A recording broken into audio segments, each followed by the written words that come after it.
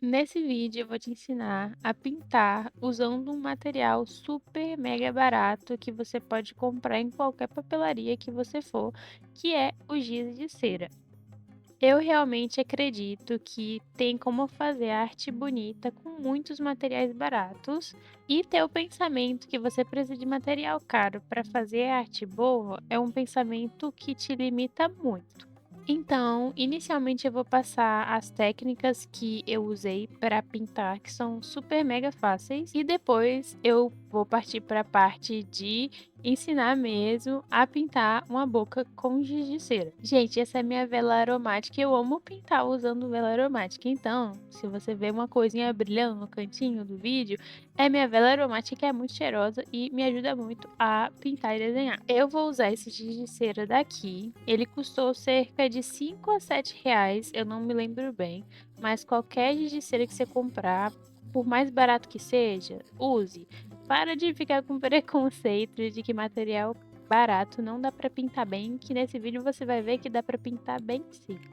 Então, relacionado às técnicas, a forma que eu uso o giz de cera é muito simples. O que acontece é que eu vou trabalhar com vocês usando muitas camadas. E por conta de usar muitas camadas, eu vou fazer um exemplo aqui de eu estou fazendo uma primeira camada com o amarelo e depois eu vou sobrepor essa camada com o vermelho.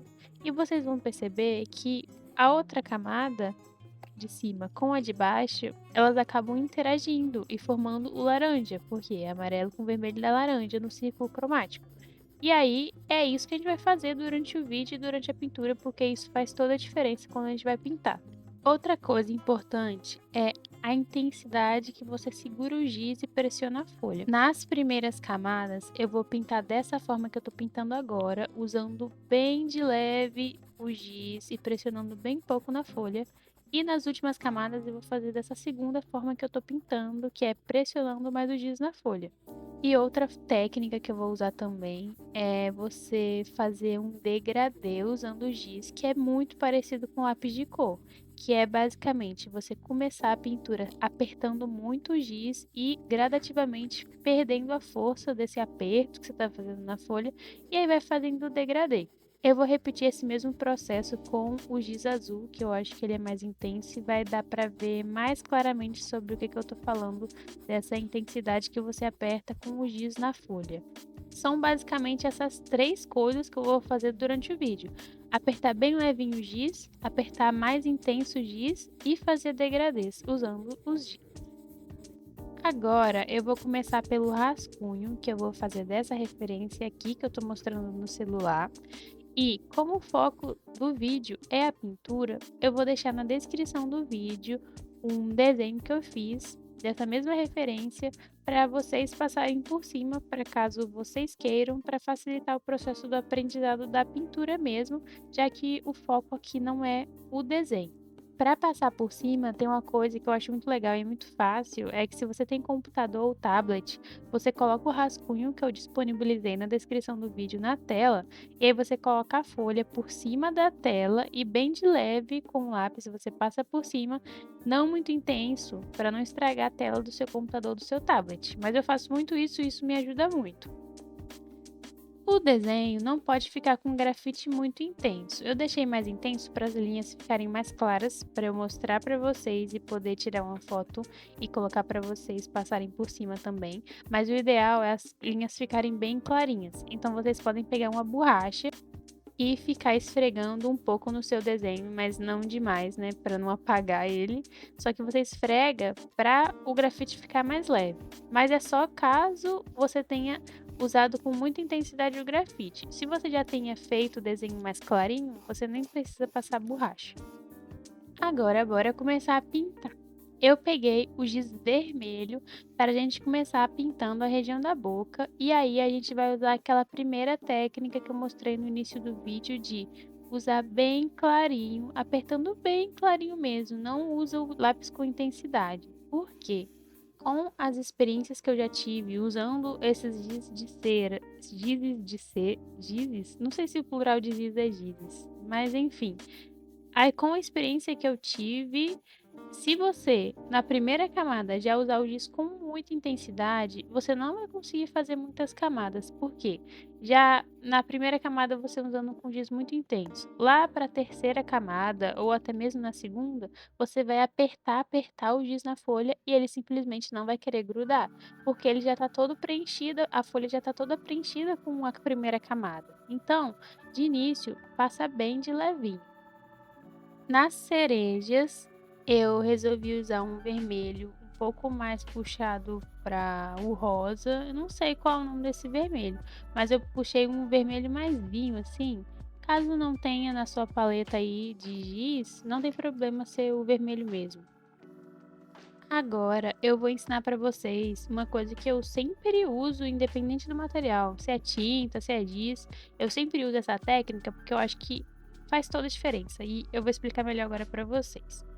Eu tô usando o amarelo na boca, e aí você pensando diretamente assim: "Nossa, por que que ela tá usando amarelo?". Não faz sentido, porque a boca não é amarela.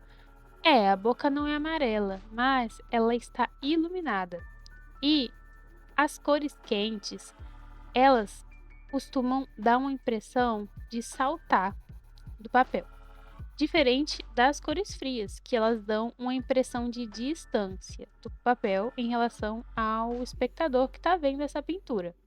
Então, nas minhas pinturas, em uma das camadas, eu costumo sempre usar o amarelo e o azul para gerar essa relação de distância e de proximidade em relação ao espectador.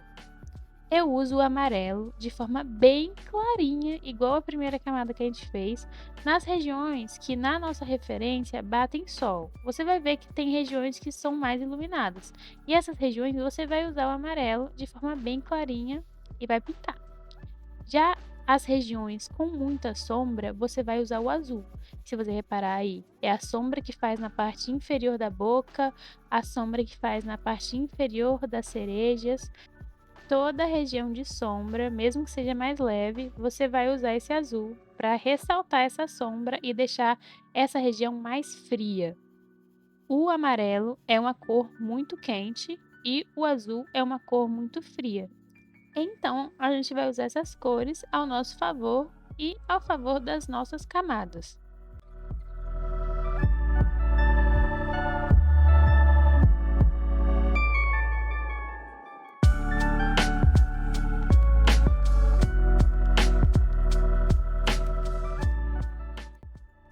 Agora, a gente vai ir para nossa terceira camada, que é uma camada que a gente vai começar já a usar mais força na hora de apertar o giz na folha. Eu peguei o mesmo vermelho que eu usei na primeira camada e dessa vez a gente vai usar ele com mais intensidade e usando também a técnica do degradê que eu falei para vocês no início do vídeo. E esse degradê, vocês vão tentar fazer o seguinte: vocês vão pegar a parte, não tem o degradê que eu mostrei no início do vídeo, não tinha uma região mais escura do degradê e a região mais clarinha do degradê? A região mais escura do degradê, você vai tentar concentrar nas regiões com mais sombra, e as regiões mais clarinhas do degradê nas regiões mais iluminadas.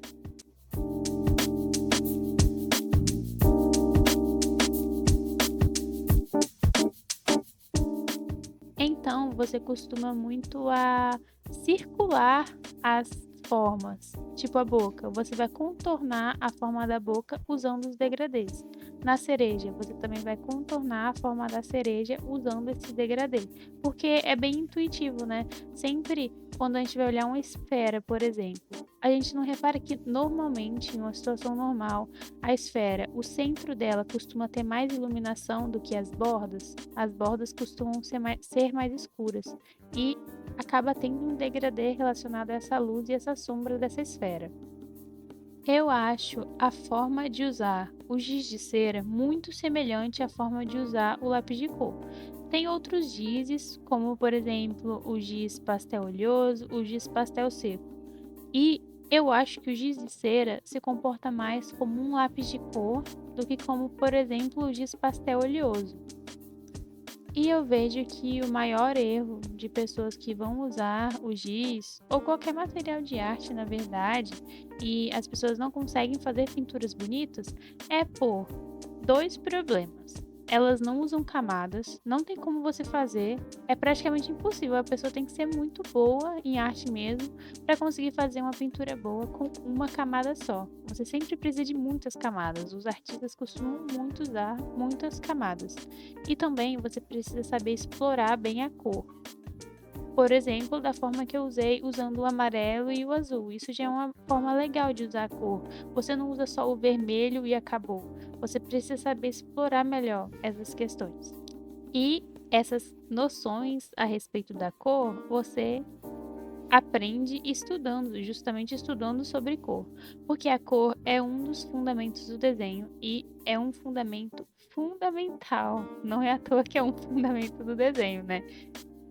Eu já gravei um vídeo sobre cor, explicando mais aprofundamento sobre esse fundamento do desenho. E também eu já gravei um vídeo falando sobre os fundamentos do desenho. E eu vou deixar na descrição do vídeo para caso vocês tenham interesse em se aprofundar no assunto. Eu também tenho a recomendação de um livro que é excelente, mas aí já é para quem quer se aprofundar no nível hard, porque eu tenho esse livro como referência para estudo da faculdade e nem eu consegui terminar de ler ele, porque ele é muito complexo e tem muita coisa, mas algum dia eu pretendo terminar, porque essa é a minha meta. Mas o nome do livro é Da Cor à Cor Inexistente e é um livro clássico utilizado para a teoria da cor nas disciplinas da faculdade de arte, de design ou talvez até de arquitetura. Eu não sei se são todas as faculdades de arquitetura que aprendem sobre cor e teoria da cor. Nas cerejas, eu usei uma outra camada em cima daquele vinho que a gente tinha usado, sabe? Eu usei o mesmo vermelho que eu usei na boca, porque eu achei que estava ficando uma cor muito fria na cereja, então eu decidi que precisava dar uma esquentada. Então eu usei esse vermelho mais quente e fiz uma camada bem leve por cima da cerejinha. E além da cerejinha, eu também fiz uma camada bem leve com esse vermelho por toda a pele, porque se você notar, eu já tinha usado o amarelo e o azul nas regiões de luz e sombra, que eu já expliquei anteriormente. Eu acrescentei o vermelho, porque se você notar a nossa pele, quando a pessoa tem uma pele de uma pessoa branca mesmo, porque quando a pessoa já tem a pele negra, às vezes volta mais para a cor azul. Mas depende muito do tipo de pele. Mas a pele que eu usei é uma pele alaranjada. Então, como é uma pele alaranjada e eu já usei uma primeira camada de amarelo em grande parte da pele, eu usei uma camada bem leve de vermelho para essa cor ficar levemente alaranjada, que é nossa pele. Basicamente, a nossa pele, a pele de muita gente é alaranjada. Agora chegou uma das últimas etapas do vídeo, que é usando a cor preta para reforçar as regiões de sombra. O que você vai fazer é novamente usar degradês ou usar aquela técnica que eu ensinei de apertar bastante o giz na folha para ficar mais intensa a cor. Mas, diferente do azul, que você usava o azul mesmo nas regiões que não estavam tão sombreadas assim, que estavam levemente sombreadas, você já usava o azul. O preto, ele é muito intenso, então você só vai usar esse preto nas regiões que realmente estão muito escuras. E aí você usa o preto, porque se você usar nas regiões que não estão tão escuras assim, vai deixar seu desenho muito escuro, sua pintura muito escura e com aparência talvez que você não queira. Então, você só usa em regiões estratégicas de muita sombra, como por exemplo, o cabinho da cereja encostando na boca faz uma sombra. Essa sombra é importante. A sombra da boca, a parte inferior da boca também, que eu tô fazendo agora, é muito importante, porque essa sombra tá muito intensa. A sombra na parte inferior das cerejas também é importante. Se vocês notarem, as cerejas, elas estão bem contrastadas com as bordas bem sombreadas, então isso também é importante. Na parte inferior dos dentes, que é a sombra que o lábio superior faz nos dentes, também é importante. E a região de baixo dos dentes, que é meio que a região que a cerejinha está entrando, ali tem um pontinho de sombra que também é muito importante. Então, basicamente, a pintura e o desenho é um trabalho de observação da realidade. Você precisa perceber qual região aqui está com muita sombra, qual região aqui está mais iluminada, e você precisa expressar bem isso na sua pintura.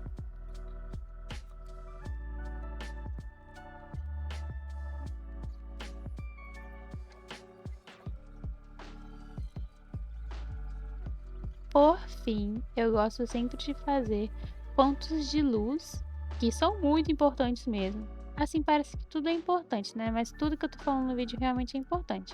Eu usei uma caneta branca, mas você pode usar também guache branca para fazer os pontos de luz. Se você reparar na cerejinha, tem um pontinho de brilho lá e é importante.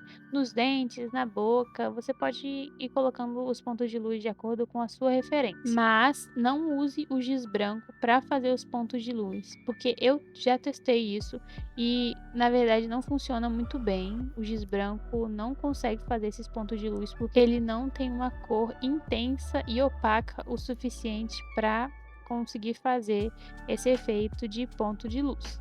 Quem vai conseguir fazer é mais a tinta mesmo, ou uma caneta branca. E é isso, gente. Espero que vocês tenham gostado do vídeo e se inscrevam no canal e curtam o vídeo para eu entender que vocês gostam de conteúdos assim e para eu continuar fazendo esse tipo de conteúdo para vocês.